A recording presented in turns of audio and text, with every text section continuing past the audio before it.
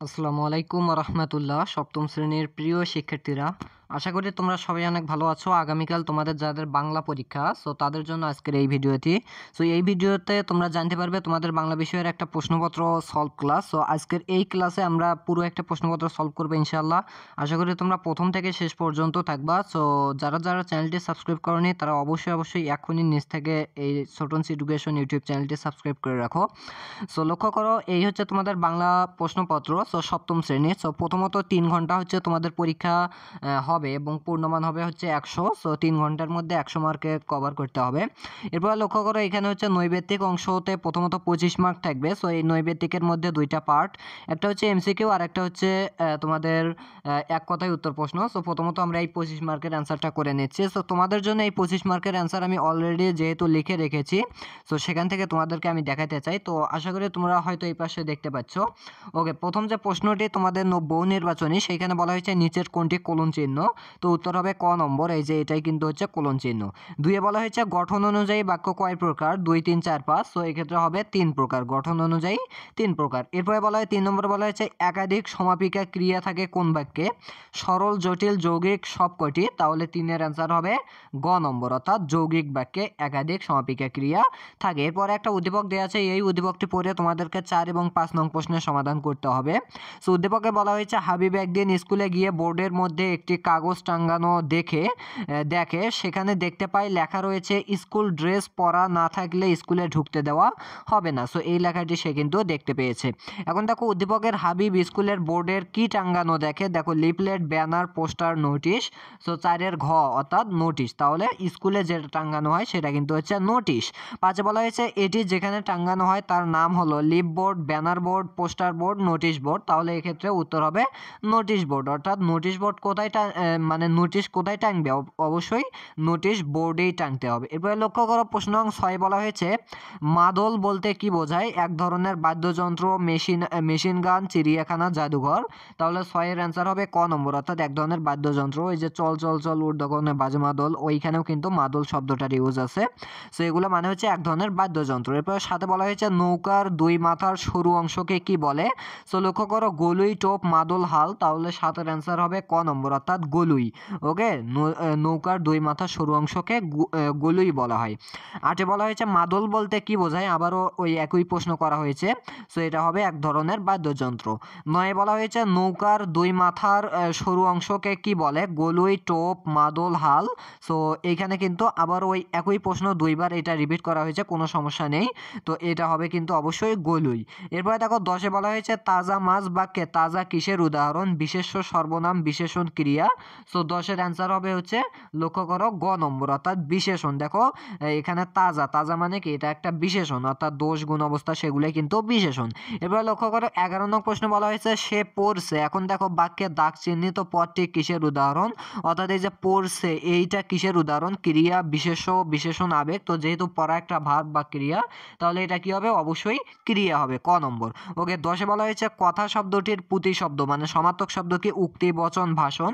তাহলে উত্তর কি হবে, লক্ষ্য করো এটা হচ্ছে 12 নং। 12-এর অ্যান্সার হবে ঘ। তাহলে কথা এই তিনটাই বোঝায়, উক্তি মানেও কথা, বচন মানেও কথা, ভাষণ মানেও কথা। আশা করি বুঝতে পেরেছো। এই হচ্ছে 12 পর্যন্ত তোমাদের এমসিকিউ গুলো সলভ হলো। এরপরে 13 নং প্রশ্নে কি বলা হয়েছে আমরা সেইটা দেখে নেই।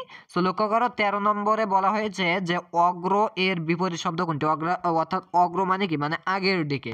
তাহলে বিপরীত শব্দ কি হবে, অবশ্যই পশ্চাৎ বা পিছনের দিকে। তাহলে লক্ষ্য করো গ নম্বর হবে অ্যান্সার। ওকে, 13-এর অ্যান্সার হবে গ নম্বর। এরপরে লক্ষ্য করো 14 নম্বরে বলা হয়েছে রাতুল বল খেলে। এখানে খেলে কোন ধরনের বাক্য, মানে এখানে এটা হচ্ছে কোন ধরনের বাক্য, দেখো সরল, জটিল, যৌগিক, অনুজ্ঞাবাচক। তাহলে এটা কি হবে, এটা হবে সরল বাক্য, এটা একটা সিম্পল বাক্য। ওকে, কারণ কি এখানে কোনো প্রকার একাধিক কোনো বাক্য যুক্ত হয়নি বা যৌগিক বাক্য না। তো এটা হচ্ছে কিন্তু সিম্পল বাক্য। 15 নঙে বলা হয়েছে যার কাছে চিঠি লেখা হয় তাকে কি বলে, প্রাপক, প্রেরক, উপস্থাপক, ডাকপিয়ন। এটা তোমরা সবাই জানো, প্রাপক, অর্থাৎ যাকে আমরা চিঠিটা দেব তাকে আমরা প্রাপক লিখবো। ওকে, এরপর লক্ষ্য করো এক কথায় উত্তর আছে এখানে 10টা। সো এই এক কথায় উত্তরগুলো তোমাদেরকে সমাধান করতে হবে। সো আমি তোমাদের সুবিধার্থে সবগুলো এক কথায় উত্তর এই পাশে লিখে রেখেছি, তোমরা হয়তো দেখতে পাচ্ছ। 16 নং এক কথায় উত্তরে বলা হয়েছে যে কবিতায় ছোট ছোট অংশকে কি বলে, বলা হয় স্তবক। ওকে, লক্ষ্য করো কবিতার যে ছোট ছোট অংশ সেগুলোকে আমরা বলি স্তবক। এরপর বলা হয়েছে বন্দে আলী মিয়া কত সালে জন্মগ্রহণ করেন? সো তিনি 1906 সালে জন্মগ্রহণ করেন। এরপর বলা হয়েছে হালিমা খাতুন কত সালে মৃত্যুবরণ করেন? সো হালিমা খাতুন 2018 সালে মৃত্যুবরণ করেন। 19 নঙে বলা হয়েছে মাথাল মাথায় দিয়ে নৌকার হাল ধরে কে বসে রইল?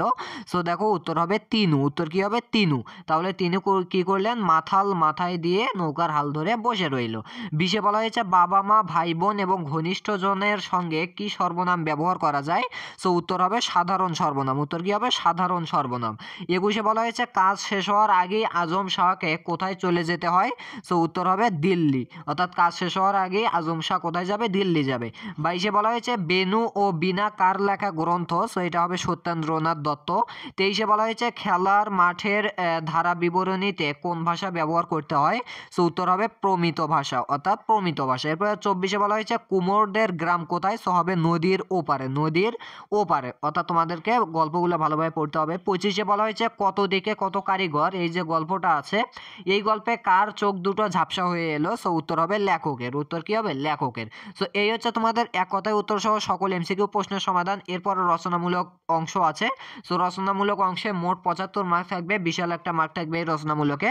সো রচনামূলকের আবার অংশ আছে, সংক্ষিপ্ত উত্তর প্রশ্ন আছে, এরপরে দৃশ্যপটবিহীন আছে।